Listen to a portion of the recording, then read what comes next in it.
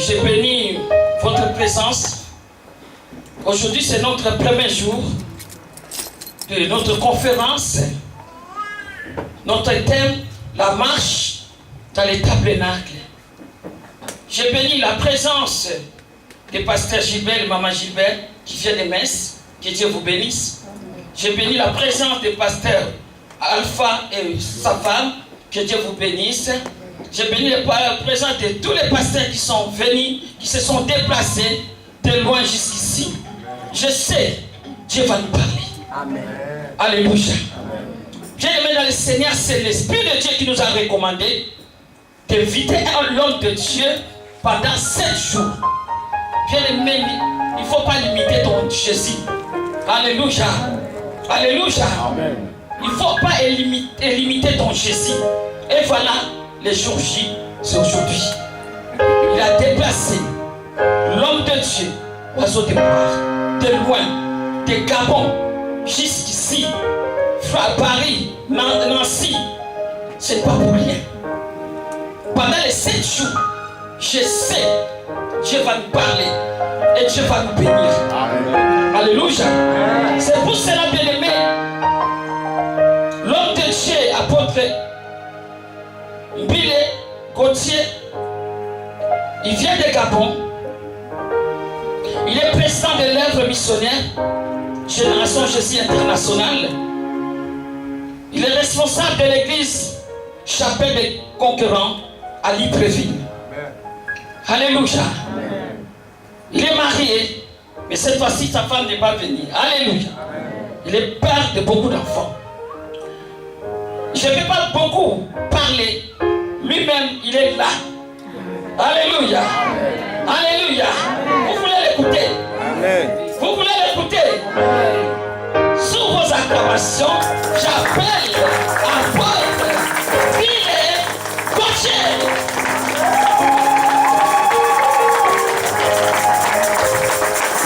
Si je m'étais, oh oui, j'apprendrais à écouter la voix du bon Dieu.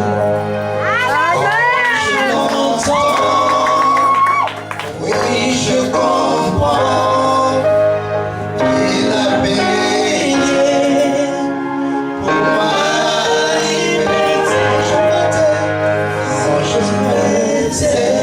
J'apprendrai, oh oui, j'apprendrai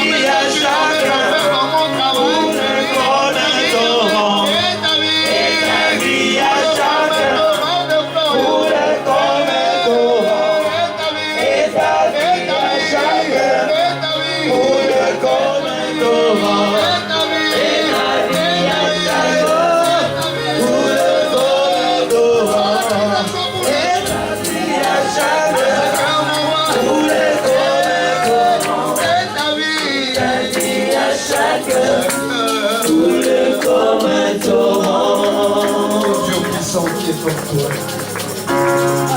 Nous venons te confier, Seigneur, ce moment, ce programme.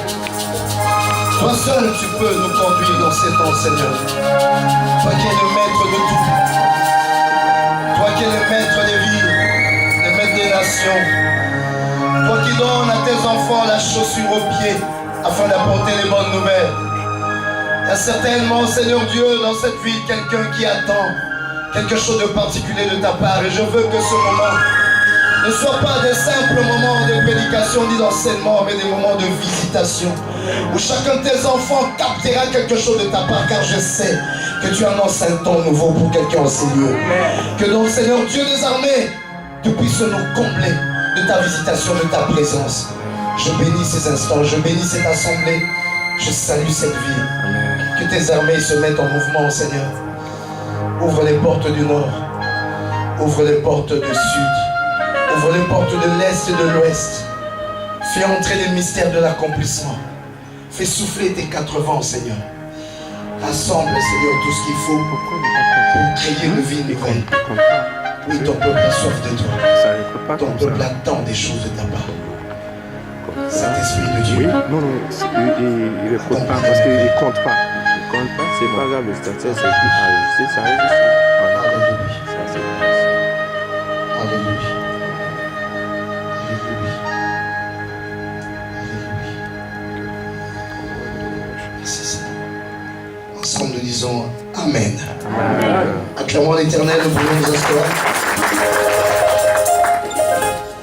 Je rends grâce à Dieu pour ce moment. Je commence par remercier le couple Isolo, maman Tabitha et papa Jacob, ainsi que l'église La Victoire de Dieu et tous ceux qui, de près, de loin, ont contribué pour que nous soyons dans cette ville pour un programme de 7 jours. Un programme que je sais très puissant. Parce que l'Éternel nous a parlé particulièrement de ce que nous venons faire. Nous ne venons donc pas pour un passage touristique, ni pour un message en plus, mais nous venons réellement pour une visitation de Dieu. Je bénis le Seigneur pour la présence des hommes de Dieu qui se sont déplacés. C'est un très bon signe d'avoir le temps, nous aussi, serviteurs et servants de l'Éternel, de partager la parole de Dieu. Il y a toujours une particularité, Dieu donne à chacun quelque chose pour les autres. Le Seigneur m'a appris que ce qui me donne n'est pas pour moi et ce qui est de moi n'est pas sur moi. Ce qui est de moi, je le trouve chez les autres et ce qui est en moi, c'est pour les autres. Amen. Et je crois donc que le partage de la parole avec les serviteurs et servantes de l'Éternel est d'une très grande richesse. Je bénis aussi le peuple de Dieu qui a fait les déplacements. Je sais que pendant la semaine, nous serons pleinement visités. Amen. Je vais partager avec vous un message important sur la marche dans les tabernacles.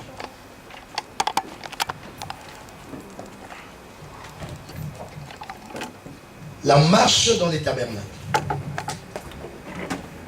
C'est le premier jour aujourd'hui, je vais me battre à poser les bases,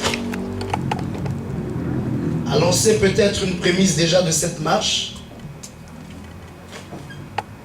Et pendant les 7 jours, Dieu va nous accompagner.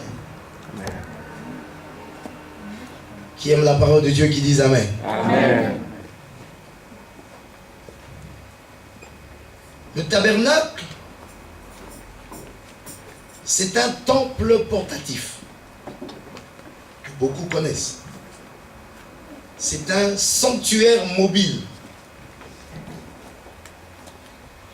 Parce que ce qui compte dans une maison de Dieu, ce n'est pas les murs, mais c'est le mystère qu'il y a dedans. Et le tabernacle, c'était une tente, mais il y avait un mystère à l'intérieur. Et ce mystère spirituel, c'est ça qu'on appelle le sanctuaire.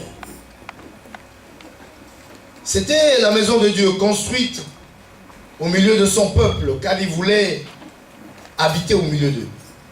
Ça s'appelait aussi la tente de la rencontre. C'était le lieu de la rencontre de Dieu avec son peuple. Et Dieu a ordonné à Moïse de construire cela. Je ne vais pas enseigner sur le tabernacle. Je vais enseigner sur la marche du tabernacle. Pour introduire mon message, je vais expliquer pourquoi Dieu demande à Moïse de lui bâtir un tabernacle. Dans le livre de Exode, chapitre 25, on commence à nous parler de cette tente que je vais décrire un peu ici et expliquer. Dieu avait élevé Moïse à la montagne de la révélation. Il lui a montré une maison qui existe au ciel. Et Dieu a dit à Moïse, descends et construis-moi la même maison avec le même modèle. Et il dit donc dans Exode 25 au verset 9, vous ferez le tabernacle et tous ses ustensiles d'après le modèle que je vais te montrer. Alléluia. Amen. D'après le modèle que je vais te montrer. Et Moïse descend, il construit le tabernacle d'après le modèle que Dieu lui a montré. Et c'était important pour Dieu que le tabernacle soit construit selon le modèle. Car une première chose que nous devons retenir, bien-aimés, que Dieu n'habite jamais dans quelque chose qui n'a pas son plan. Dieu, quand il veut faire quelque chose, quand il veut habiter quelque chose, il faut que la chose ait son plan. Et le tabernacle, en réalité, image de la maison de Dieu, avait le même plan que l'homme. Le tabernacle était fait de 3 parties, qui étaient la première partie, la cour extérieure, qu'on appelait le parvis. Il y avait donc une cour extérieure, comme on se retrouve là, la cour extérieure, les serviteurs de Dieu doivent connaître. Et après la cour extérieure, il y avait une première entrée, couverte par un rideau qu'on appelait le lieu saint. Et ensuite, il y avait un deuxième rideau qui introduisait dans le lieu très saint. Tu es là avec moi? Amen. Donc on se retrouve dans une construction où il y a une cour extérieure appelée le parvis, une première pièce qui est le séjour de Dieu, appelé le lieu saint, et une deuxième pièce qui est la chambre intime de Dieu, appelée le lieu très saint.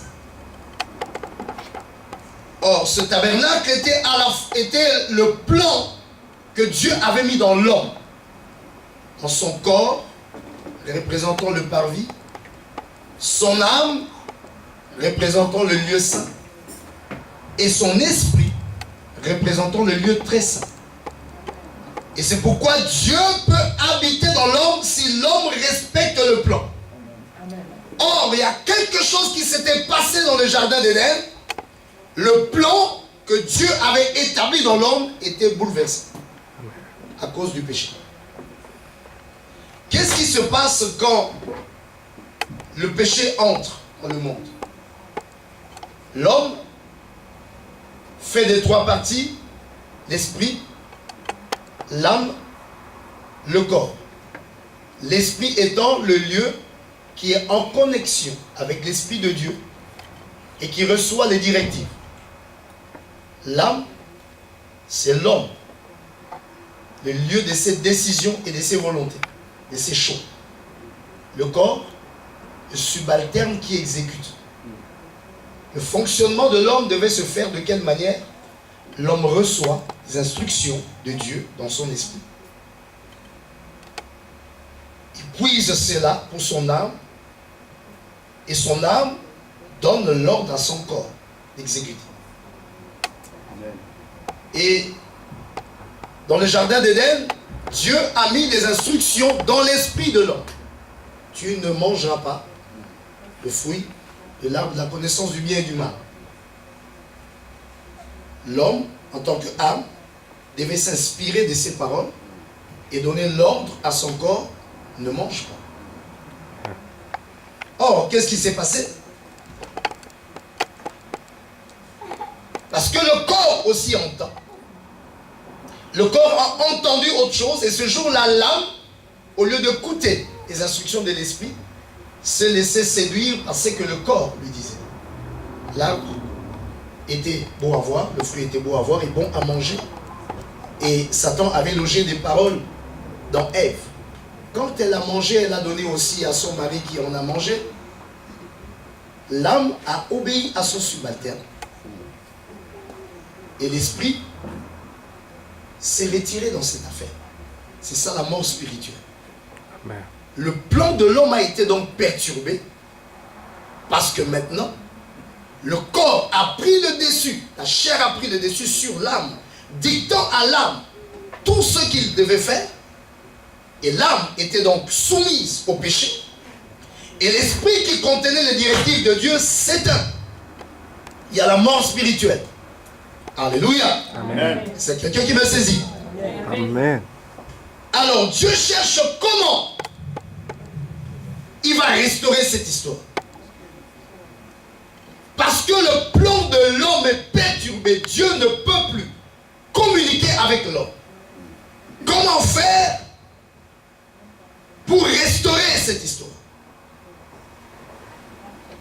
L'homme avait désobéi par rapport aux deux arbres qui étaient placés dans le jardin d'Éden.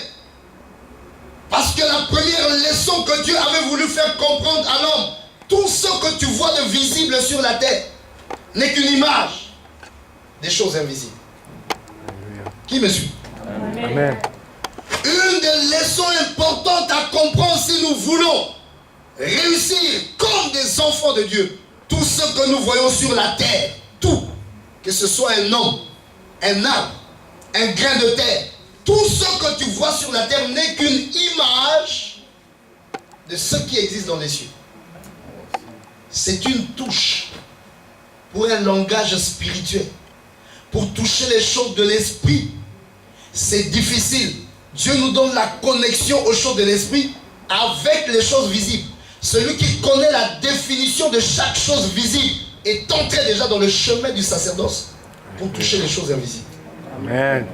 Alléluia. Amen. Même un homme ne représente pas ce que nous voyons de lui, mais parce qu'il est âme et esprit, il est tout un système dans un plan de Dieu. Et quand tu touches un homme, tu as touché en fait un système dans un plan de Dieu. Et ça peut être bénéfique, comme aussi ça peut être maléfique. Je bénirai quiconque te bénira, je maudirai quiconque te maudira. Amen. Nous ne sommes pas de simples ronds emballés sur la terre, nous sommes des systèmes dans le plan de Dieu. Des paroles faites chair. Dieu a dit, il a proclamé quelque chose par son souffle. Dans chaque naissance, il y a son souffle. Et il met un plan dans chaque être qui circule. Il y en a qui n'accomplissent pas le plan de Dieu parce qu'ils ne sont pas rentrés dans le royaume. Mais Dieu cherche à nous introduire dans le royaume pour redémarrer le plan de chaque personne. Amen. Chacun de nous, nous sommes un mystère. Amen. Donc, quelqu'un clame très fort. Amen. Amen. Alléluia. Amen. Alors Dieu avait donc dit à l'homme, c'était la première leçon, dès qu'il le crée. Ça, c'est l'arbre de la connaissance du bien et du mal. Ça, c'est l'arbre de la vie. Tu ne mangeras pas l'arbre de la connaissance du bien et du mal. Parce que ce n'était pas des arbres. C'était deux ascenseurs. Le premier arbre était un ascenseur pour amener dans les hauteurs, car l'homme a été créé pour être Dieu. Il n'était pas encore Dieu parce qu'il était un vase vide. Il devait être nourri par la nourriture des dieux, qui est le fruit de l'arbre de la vie. Alléluia. Il a raté de manger cette nourriture, il a mangé une autre nourriture qui le ramenait dans la dimension animale. Le premier arbre est élevé à la dimension de Dieu. L'homme devenait Dieu. Le deuxième arbre rabaissé à la dimension animale. L'homme devenait simple animal. il perdait tout ce qu'il y avait de Dieu. Alléluia. Amen. Et quand l'homme a donc mangé le fruit de l'arbre de la connaissance du bien et du mal, il est descendu à la dimension animale. C'est pourquoi on a commencé à le manger. Même les animaux ont commencé à le manger. Alors qu'un animal ne devait même pas s'approcher de l'homme. Alléluia. Amen. Mais quand l'homme est descendu, c'est ce qu'on appelle la chute. Il est descendu de 7 niveaux. Ce sont ces 7 niveaux que je vais rétablir pendant les études. Amen. L'homme est descendu de 7 niveaux. Il a chuté de 7 niveaux. Il se retrouvait à la dimension animale. Et voilà pourquoi Dieu choisit aussi dans le chemin de la restauration que son fils Jésus-Christ aille naître dans les tables des animaux pour rétablir ce chemin. Amen. Alléluia. Amen. J'ai des choses à dire. L'homme est descendu de 7 niveaux. L'homme a tout perdu, il est devenu un simple animal. Et Dieu cherchait maintenant comment vais-je faire mon travail avec cet homme que j'ai créé à mon image et à ma ressemblance. Tout le plan de Dieu était au ballottage. Car l'homme ne sait plus ni écouter Dieu, ni suivre Dieu, ni faire quoi que ce soit. L'homme devient inutile. Il devient pour Dieu semblable au lion, au léopard, à l'antilope. Comment accomplir le plan avec celui qui devait être à l'image et à la ressemblance de Dieu? Comment venir habiter dans cet homme? Comment venir agir dans cet homme alors qu'il ne sait même plus se connecter à mon esprit? Alléluia. Amen. C'est pour cela que Dieu établit un système pédagogique et symbolique en appelant Moïse et il lui dit: viens, je vais te montrer ce qu'il y avait au ciel. Et Dieu a montré à Moïse au ciel la maison dans laquelle nous étions en train d'évoluer. Alléluia. Amen. Qui m'entend, qui dise Amen aujourd'hui. Amen, amen. Tout ce qui est sur la terre n'étant pas terrestre et charnel, chacun de nous vivait en esprit quelque part.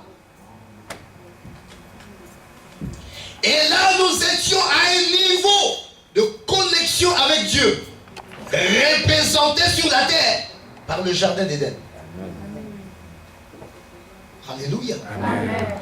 Quand nous étions au jardin, dans les lieux célestes, nous étions avec Dieu dans le lieu très saint. Dans la communion des semblables. Hein? Dans la chambre intime. Parce qu'il n'y a pas de communion quand on n'est pas semblable. C'est pourquoi l'homme ne se marie pas avec un animal. Oh yes. Oh yes. Quand nous étions sur la terre dans le jardin d'Éden, Dieu nous a donné la visibilité, la forme charnelle. En ce même moment, nous existions en esprit dans le lieu très saint, dans les tabernacles éternels. Alléluia. Amen. Quand nous avons mangé le fruit et que nous sommes tombés de 7 niveaux dans les lieux célestes, nous avons chuté de 7 niveaux, nous sommes sortis de la maison de Dieu et Dieu commençait à nous chercher. Adam, où es-tu? Alléluia. Amen. Je veux que tu sois ici pendant les 7 jours. Qu'on aille pas à pas dans ces choses.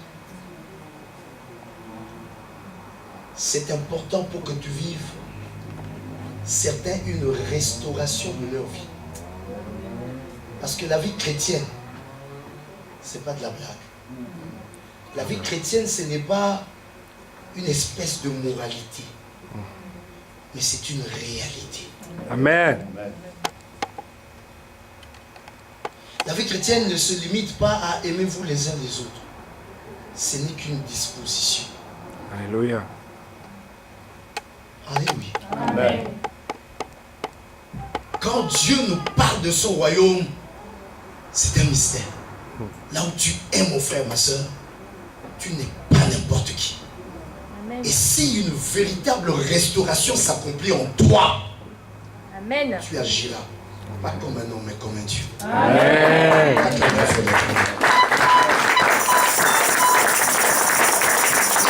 des choses par le royaume qui nous sont facilitées. Quand tu rentres dans ta vraie dimension de Dieu, dis ce que tu demanderas, tu l'obtiendras. L'Éternel fera un travail de restauration pendant cette semaine. L'Éternel fera un travail de relèvement et de nouveauté. Amen. Pourquoi, mon frère, ma soeur? Parce qu'il faut savoir que dans notre marche avec Dieu, il y a toujours le mystère des nouvelles alliances. Il y a la nouvelle alliance en Jésus, mais il y a des nouvelles alliances dans nos vies et dans nos ministères. Si tu es serviteur de Dieu, il faut savoir qu'il existe des nouvelles alliances ou des nouvelles dispensations par rapport à ton ministère. Amen. Et à chaque entrée dans une nouvelle dispensation, il y a tout un service qui s'accomplit. Pour se mettre au niveau de la connexion que Dieu t'attend. Alléluia. Amen. Même Jésus étant venu sur la terre, est entré dans 3 niveaux de connexion. Le premier niveau, c'est quand il avait géré Israël et son peuple. Le deuxième niveau, quand il entra dans la gestion de la Samarie. Le troisième niveau, quand il entra dans la gestion du monde. Amen. Et c'est pourquoi le premier, pour entrer dans cette première dispensation, il a fait le jeûne de 40 jours dans les déserts. Et il disait à ses disciples, n'allez pas vers les brebis perdues. N'allez que vers les brebis perdues d'Israël, n'allez pas ailleurs. Mais il a fait un deuxième jeûne au puits de Jacob. Là, il a disposé de la Samarie. Il a fait un troisième jeûne, le Gethsémani à Golgotha. Et quand il est sorti de là, il a dit, tout pouvoir m'a été donné. Allez maintenant et faites toutes les nations mes disciples. Alléluia. Donc, à chaque moment, l'Éternel peut faire un travail, une nouvelle connexion avec ses enfants. Et souvent, c'est ce qui nous échappe. Et quand tu rates ça, le problème c'est qu'à un moment donné, tu peux commencer à travailler avec des vieux anges. Alléluia. Amen. C'est-à-dire des anges d'une dispensation passée, qui ne sont plus d'actualité. Et des choses que tu étais capable de réussir, tu n'arrives plus à les réussir. Alléluia. Alléluia. Amen. C'est pourquoi il est important de comprendre des fois certains cycles dans lesquels Dieu nous amène. Et à chaque cycle, saisis la communion avec Dieu. Être un avec lui, qu'il ne soit pas en avance et nous très loin derrière. Que nous ne cherchions pas non plus à courir sans armes, alors que lui il est encore derrière, mais que nous suivions le mouvement de la nuée de Dieu, le mouvement de la colonne de feu. Alléluia. Pour être à chaque fois en communion avec Dieu. Qui m'entend, qui disent Amen. Amen. Alors je disais, le jardin d'Éden, nous étions sortis de ce jardin. Dieu nous cherchait. Adam, où es-tu? Adam n'était plus là. Adam était sorti. Il est descendu, il a chuté de ce niveau. Si tu veux donc le comprendre, mon frère, ma soeur, le tabernacle tel qu'il se présentait avec Moïse, c'était longitudinal. Mais je veux que tu le comprennes mieux, ce tabernacle-là, si tu le places en hauteur. Alléluia. Amen. Ce tabernacle-là, si tu le places en hauteur, pour monter avec l'Éternel jusque dans les lieux très saints, le lieu de la communion. Et quand donc l'homme avait péché, Dieu a dit, mettez-moi des chérubins qui m'ont bloqué le chemin qui mène vers l'arbre de vie. Qui n'ait plus accès. Nous n'avions plus accès à ce qui était caché dans les jardins d'Éden. À ce qui était caché dans le coffre secret. Alléluia. Amen. Car dans le tabernacle, dans le lieu très saint, il y avait des choses de notre vie. 3 choses qui étaient placées dans un coffre qui doivent faire la vie d'un enfant de Dieu. Amen. Ce sont ces choses-là que nous voulons atteindre. Mais pour les atteindre, nous devons comprendre chaque niveau. Pour que le coffre s'ouvre à nouveau. Car le coffre a été fermé par ce qu'on appelle le propitiatoire. Et il a dit, place-moi de chérubin qui empêche que quelqu'un mette la main dedans. Amen. Qui me suit? Amen. Amen. L'homme est donc sorti, il est descendu de 7 niveaux. Et Dieu a établi ce système avec Moïse.